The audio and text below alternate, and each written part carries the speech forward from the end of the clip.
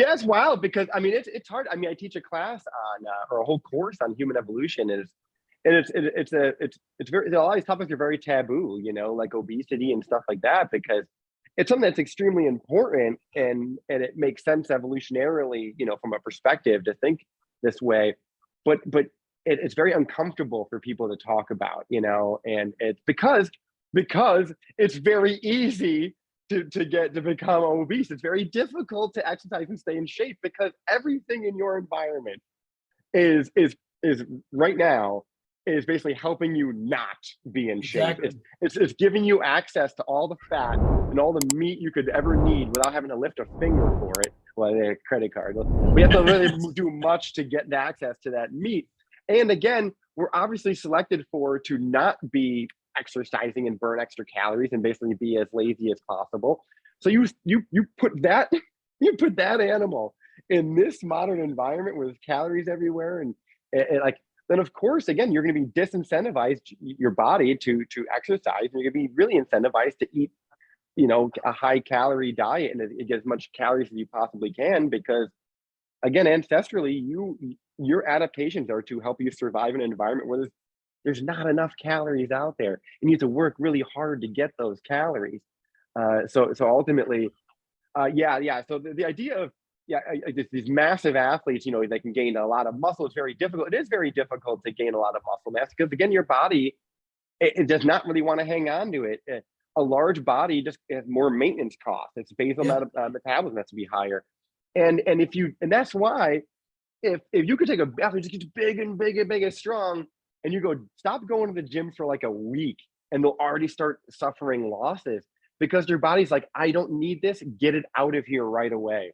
Like right. The only way you can maintain that is by you essentially showing your body, hey, I'm living in an environment where I have to keep doing this all the time. Right. So you better build the muscle to accommodate that. But we have the calories to do it. So cool. But the minute you're not in that environment anymore, your body goes, I don't need this costly muscle anymore, and just loses it. And again, fat is more the opposite. Your body's saying, you know, we're in a calorie depraved environment. So we should always, again, try to eat as many calories as possible.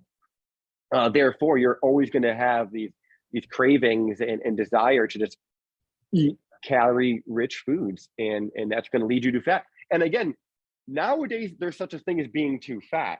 Ancestrally, it just didn't happen. An individual is like, all the adaptations are, oh, you don't have enough fat. Right. So now you're not going to have your period. If you're a female, you're not going to be, say, fertile because you don't have enough fat.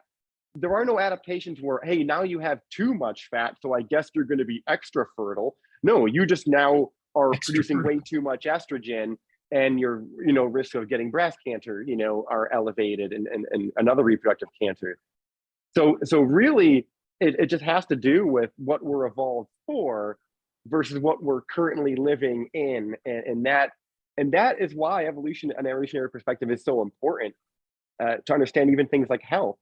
It's not just for answering like some behavioral questions and fun stuff, but it really does help you put things like diabetes into context, you know, obesity into context, you know, helps you really understand these types of things.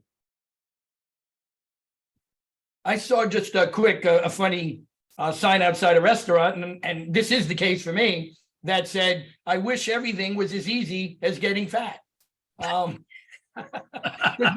We're pretty good at it in this modern day, but to your point, there's no inhibiting mechanisms. People go to 500, 600 pounds, whereas naturally, without taking 3 grams of drugs a day for body, you know, muscle, everybody's going to have a genetic limit on that, right? But unfortunately, with the weight gain, we have people, sure, some die before 800 pounds, but some actually make it to that weight in pure adipose. Yeah, and you have to think that you got to think of what was a greater chance of killing you, having too little calories or having too many calories. And again, you could just simply think that ancestrally, there was no incentive to not eat everything you possibly can, and as much of it as you possibly can. There's literally no disincentive for that. Everything was the opposite. Eat as much as you possibly can because you might not find food for a while, you know. So there was always incentive to overeat because the potential of overeating never existed. Right. There was never any, there was zero selection for restraint. And you can obviously see that's why an individual can just power down some fast food and quite literally their body is hungry like an hour later going, get more of that, because it experienced those high quality calories, that dense calorie food you just ate, and it goes, do that again. And that's why, if you ever noticed, if you eat, say, breakfast in the morning, you eat like a big old bowl of sugary cereal, you're starving at lunchtime. You're absolutely starving at lunchtime. If you didn't even eat anything in the morning, you're gonna be hungry at lunchtime, but you're not gonna be that starving. You're right. Because your body just goes, I just got this sugar, and it burned that sugar, and it goes, I don't want to go into the fat. You showed me you can get me sugar, get me more of that sugar. I'm not trying to tap into these reserves. You just show me you can do that. But if you woke up and you didn't eat any food, it doesn't have the option. It just starts burning the glycogen and then burns into the fat. And that's kind of the premise of the sort of the keto diet notion. But yeah, you can really see how your body is just, it's really easy to get fat, because ultimately, again, that was the goal ancestrally, was to try to have enough food that you could possibly get fat. You just never get there. You can survive the winter famine. Maybe this is more of a speculative question, because I follow a few physicians and physician groups that talk about obesity. Now, someone piped in, and it wasn't a physician. I think it was actually a biologist who said, you can't treat obesity as a disease because it's actually an evolutionary adaptation. Putting on adipose tissue, whether it's 10 pounds of it or 100 pounds of it, is actually an adaptive response. So I don't know if there's a right or wrong answer to it, but how would you view it, since you're coming from the lens of evolution versus, I think a lot of medical societies want to classify it as a disease when in fact it's just an outgrowth of evolution. Well, I guess what I'd say, it's a mismatched disease is what we would consider it. It's a disease in the sense of, obviously it's harming the body, but it's a result of an adaptation for a different environment in this now mismatched in this contemporary environment.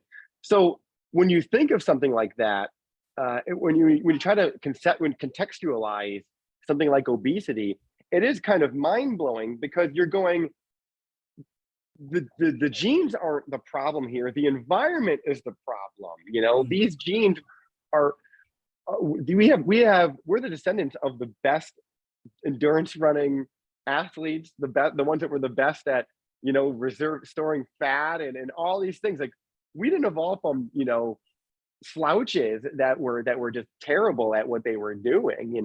These genes are fantastic genes that we have, I mean, for the most part, but ultimately it's this, they're colliding with this contemporary environment. So it's obesity is just a symptom or a side effect of being an organism adapted for one environment and now living in this environment that has excessive calories.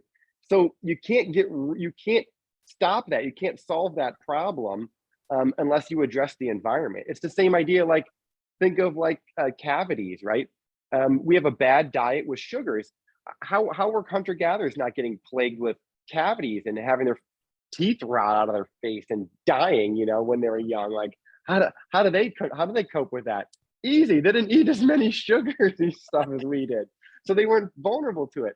But we can just brush our teeth before we go to sleep. So that the negative consequences of eating those high sugary diets and stuff like that, and the starchy stuff that gets all stuck in it, we don't suffer a lot of the health consequences, because we can just go to the dentist and we can just brush our teeth and we can clean that up this way.